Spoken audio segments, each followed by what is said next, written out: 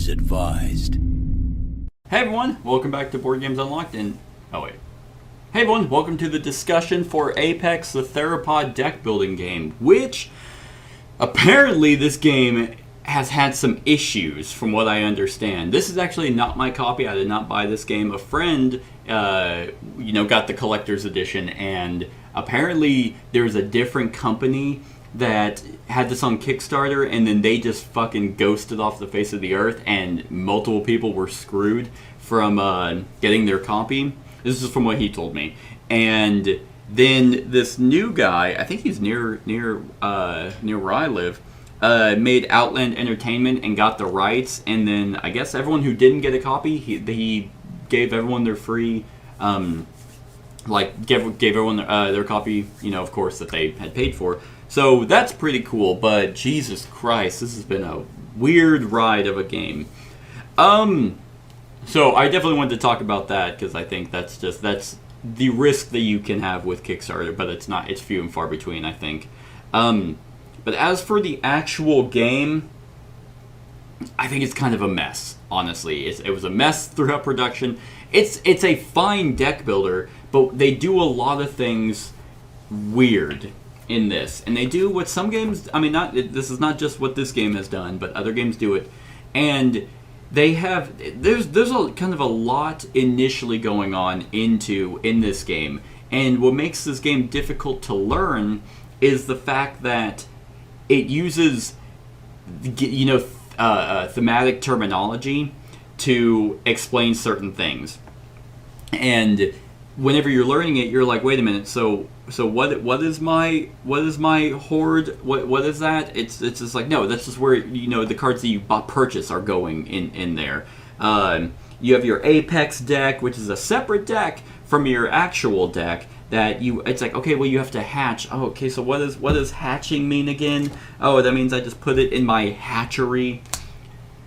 It's just, okay, what are afflictions? Oh, wounds. Okay, yeah, so, okay, there's going to go in there. Okay, but we have the vault, but the hunt deck as well. And then there's just a lot of different decks all over the place where it flows pretty well once you get the game going, but the initial learning and playing of the game is kind of I feel like you're going to be in this rule book quite a bit, and the rule book is just extremely busy, so it doesn't help you in learning the game.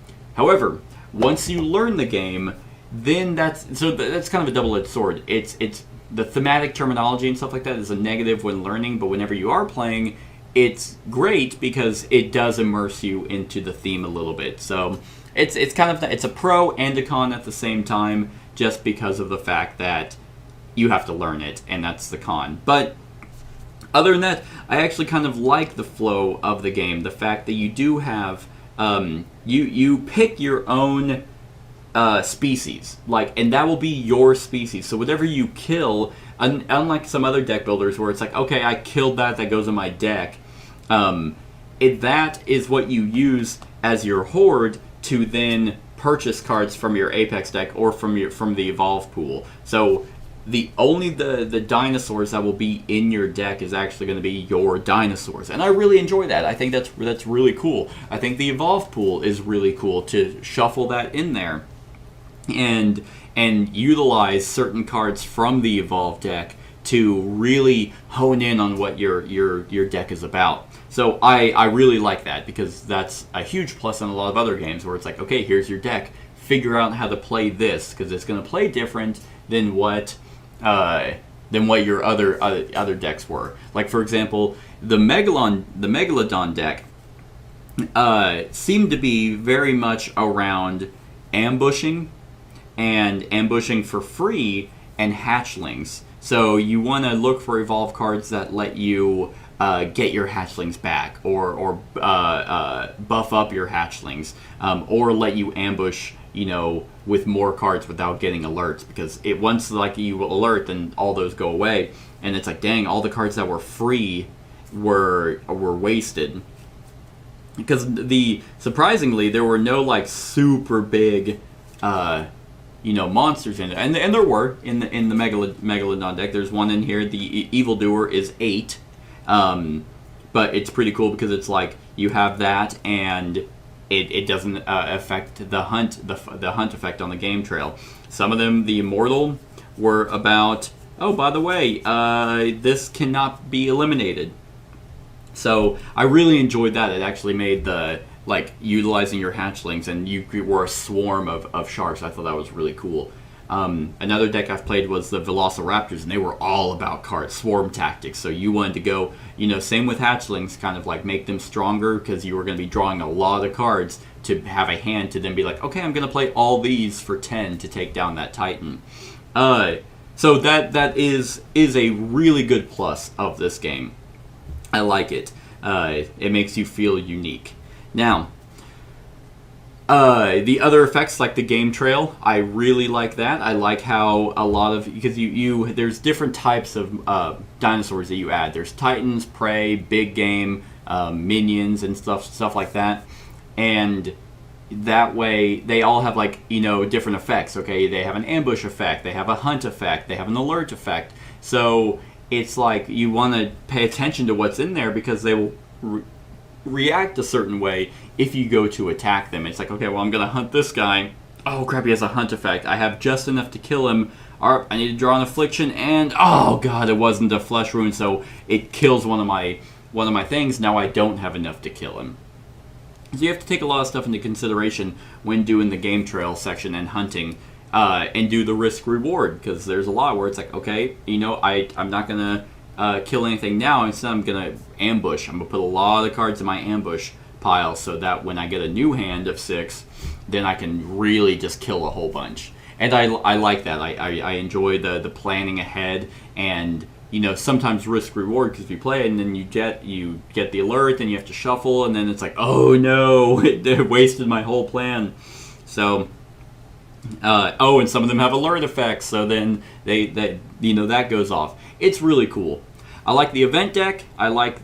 That's sometimes thematic. This game isn't always thematic, and I think that at least with the species that I picked. So a lot of those, some of those actually do have to deal with torrential downpours or oceans or waters or stuff like the tropical storm, or there's another one where it's like it's flooded, so then there's the sharks are coming kind of on land and to attack the land animals. So those are, but other times, like the forest fire, I was like, how am I affected by a forest fire? I'm in the ocean. How is this thing? Did it dry up and I guess I'm there and I get wounded? So sometimes, or it's like there was another one that I didn't think was too thematic. It was the sulfuric vents. All right, I guess I guess that there might be a sulfuric vent in the ocean, I guess. The botulism made sense. Severe drought.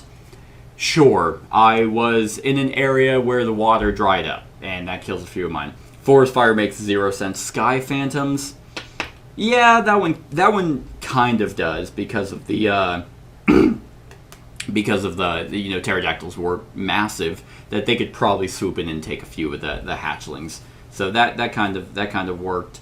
So some of them work really well. Others are kind of a stretch, specifically with the megalodons, because everything else, I think this is the only one that has to deal with water as a deck. The rest of them are all land dinosaurs: velociraptors, T-Rexes, they're all carnivores because you're an apex predator. Yeah, it's cool that the megalodons are in here because they're terrifying, and that is a disgustingly huge shark, which would terrify me. But still, you kind of have to suspend your disbelief a little bit with some of the not evolution cards, some of the event cards. But I do like how that's your timer. You know for a fact the bottom 2 cards is going to be an asteroid and a evolution or extinction. So you are going to have to deal with that at some point, and it might hose you, it might help you. You never know. It helped me. The asteroid helped me because it got rid of that fucking virus.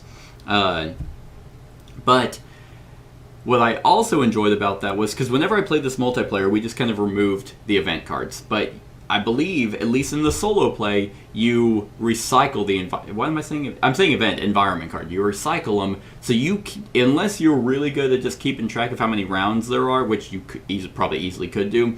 When I wasn't, so I was looking at that and I'm like, oh, I don't remember where we're at. So it thematically ties into the fact that you don't know that when the asteroid's going to hit. I enjoyed that quite a bit. So let's bring up the big thing, how you actually win, and it's the boss fight. I don't think all bosses are created equal. I think a lot of them, I don't think they're all balanced. I think some of them, because you randomly pick one and shuffle it in, and it has corresponding minions. That I mean, don't get me wrong, the bosses are thematic and they are unique, and I enjoy that part about them. But it's like, it really kind of feels like a grind. And there's two ways to take away from the boss effect. There's multiplayer and there's solo play. So let's talk about the boss battles in solo play. So basically, it cycles through. It's in that deck like normal. So it's thematically cool because you're battling to be the apex predator. You're the one that's survived. They call them a boss battle for, it's kind of stupid, but yes, that's the one. That's the one that's rampaging throughout the land, and you are competing to dethrone it. I very much enjoy that thematically. But, so it cycles through the game trail, and you're like, okay, because do I want to try and fight it now? Because I'll get more carnage points if I can kill it. I have a pretty solid hand. Maybe if the game keeps going, I'll probably get 40, affliction cards. Do I have enough in my deck to try and kill that one? It honestly, you never know. It depends, because it's going to be dependent on your card draw, as well as your deck building, as well as the boss. I did not enjoy this boss at all. It was kind of cool thematically because it was, it was swarm tactics again, so you had to do a lot, but you both got hurt. And it couldn't get viruses, but you could, but it continued, but you had to do 5 to 7, and then if you did that, then it's like, all right, well, only you get it, but then you keep fighting. And I like the fact that you keep cycling through your deck. It's not just hopefully you can do it in one hit. So maybe you can keep, shuffling, and you're going to take a lot of wounds, but maybe you might be able to battle it out, and it does feel a lot more epic in the solo play. And if you're like, I didn't get the hand this turn, boom, battle ends, it gets recycled, you keep going. Then comes the extinction event, where it's the last man standing. You have one more chance to try and fight it, and if it ends, then you lose the game. If you win, then you win the game, and you tally up your carnage points. Solo play, the boss battles are way better. Oh my god, they are significantly better. My god, they are significantly better, because you have multiple chances to try and beat the boss. You get to, like, oh, I didn't get him this time, he won this round, but he's going to come back. Eventually, it's going to be an all or nothing kind of fight. And he's going to come into the water, apparently. And I'm gonna fight him that way. But obviously, the Megalodon is the suspend your disbelief. Any of the other species makes a lot more sense. But yeah, so it's just way better. But then again, like I said, I don't think all the bosses are either they're not all that fun, or they're not that balanced. So that's kind of that, but still significantly better than multiplayer. Which brings me to my next point. This game, whoever the designer is, it does not say, but the publishers, Outland Entertainment, did a massive disservice to anyone buying this game, because this is not a 1 to 6 player game. It is a 1 to 1 player game. This is a solo game only. The multiplayer is trash. I very much do not like this game as a multiplayer. One, it is overly long. Basically, this game took me about an hour. It's probably around the same. It's probably about 2 hours with more people. 2, and then even longer with more. Oh my god, was it just... It was just... You're playing the exact same game. Like, it's essentially multiplayer solo. You're doing what you're doing. However, they have things called Stomping Grounds, or they have things called Raid, where you can attack your opponent's horde, like, and take their horde. It's just unnecessary competition. And then, it's like, oh, okay, well, yeah, you're hoarding up a lot of stuff. I guess I'll take some of those from you just to be a dick. And then, what, you're competing for game, yada yada. I guess I can't say it's not thematic because you're not the only carnivore in the world. There are other types of carnivores, so you are competing for game. That's fine. It's not the thematic mechanics that I don't like. It's the actual game mechanics. So I don't like that. I don't like the unnecessary competition. And then it comes to the boss battles. Oh man, are they so bad? Because the boss doesn't cycle through the game trail whenever you are fighting. So you will never see it until the extinction event card is drawn. There are bosses for each player. You shuffle them, and then you pick one, and then you still follow the same event, and you have one final hoorah to kill it. Like, there's no battle continues and stuff like that. It's either if you max out, you kill it. If you don't, and you lose. I fucking hate that. That is complete dog shit. Because there are other games where you have a goal. Hey, by the way, Gugon, for example, is like, okay, you have to get your little person onto this spot, otherwise you don't score at all. So you can't win. And there's other games that do it that I have, but I can't think of one right now. But the problem with that is you are aware of that the whole game, and you are in control of that the whole game. Here, when you draw your boss, which you don't know which one you're fighting anyway, like the two we had when I played the other day, there was the Rexinator, which was some douchebag in high school who still wears his Letterman's jacket in his 30s. So that's what I got, and then my friend got this other piddly weak ass one. So he was able, and the problem that I have is you draw your hand. That's you draw your hand, and it could easily be that. It could easily be all the afflictions, and you're like, I guess I lost. Cool. There was literally nothing I can do about that because at the end of the day, a deck builder is luck. So yes, you can thin it out and you have some control over what your deck does, but you never know. You could be like, oh, okay, I just need to do 6 damage to this to kill it based off the multiplayer rules and then win. Or at least tally up my carnage points. Alright, let me draw my my 4 cards, and wow! 3 flesh wounds and an egg. Guess I lost. I'm glad I played this 2+ hour game to literally just lose through no fault of my own.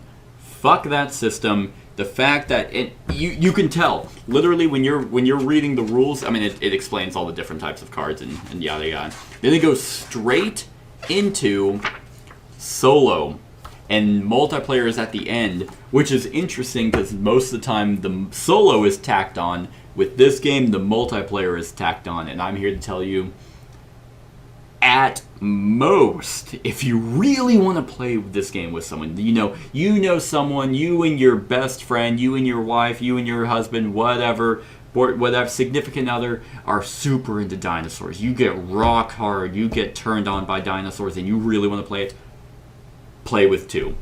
That is at most for this game, but I'm not kidding. I really had a bad time playing this game multiplayer, and playing it solo, while some of the afflictions are fucking busted, maybe not even some, the virus is busted, at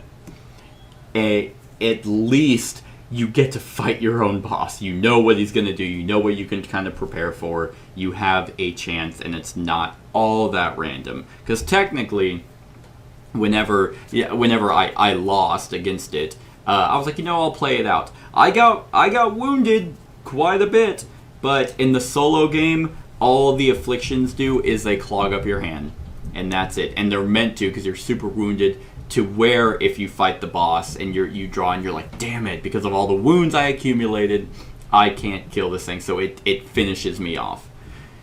In the multiplayer, not only do you get a random boss that you're like, well, lucky, fuck me, I guess I can't, I guess I can't beat it. then to add insult to injury, not only do you just lose outright, let's say you both win, then the affliction cards become negative points. So, like in the solo game, once again, these are not negative points, so it's not like, oh, what's my carnage rating? Oh man, 30. Nope, it's actually 9 because of all these. I'm glad these are not negatives in the solo. So, yeah, I knew I had to bring that up. Do not play this game with more. Just play it solo. This is a solo game. And if you look on Board Game Geek, I'm pretty sure it's like 70-80% are saying that this is solo. And maybe probably like 40 are saying recommends with 2. I would despise this game with more than 2. I really despise it with more than 1.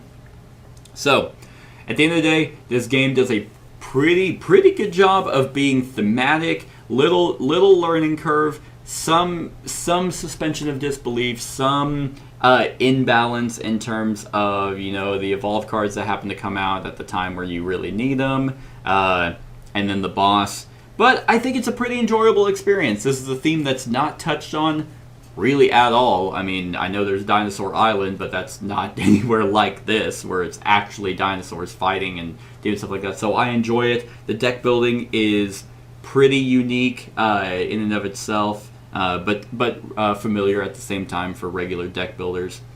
So on a scale of 1 to 10, I will give 2 ratings. Multiplayer, it's like a 4. I think it is below average. I despise it. But as a solo, it is...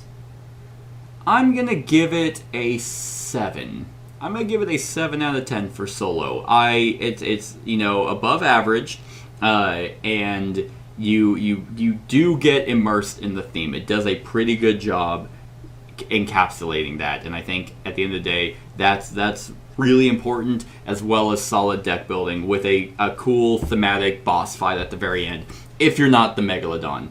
And if you want to really get into it, they have two extra decks in here called the Stomping Dead, where it's undead dinosaurs, and I think there's another one where I think they're robot dinosaurs. So there's 2 of those. I don't know anything about them, but there you go if you really want to get fantastical. But I think that's it. I think that's everything I can think of to talk about for Apex, the Therapod Deck Building Game. Only play this game solo, but that's it, everyone. Let me know what you think of this game in the comments below. Other than that, like, comment, share, and subscribe, and have a wonderful whatever time of day it is for you. Hey everyone, thank you for watching, and I really hope that you enjoyed the video. If you would like to see more of my content, go ahead and click that subscribe button and the bell to be notified whenever I upload any new content. If you feel like supporting the channel, you can go ahead and click that Patreon link to be taken to my Patreon, and any help is truly appreciated. Other than that, stick around for any other run-throughs or reviews or cool top 10s or whatever I feel like putting on. Other than that, like, comment, share, and subscribe, and have a wonderful whatever time of day it is for you.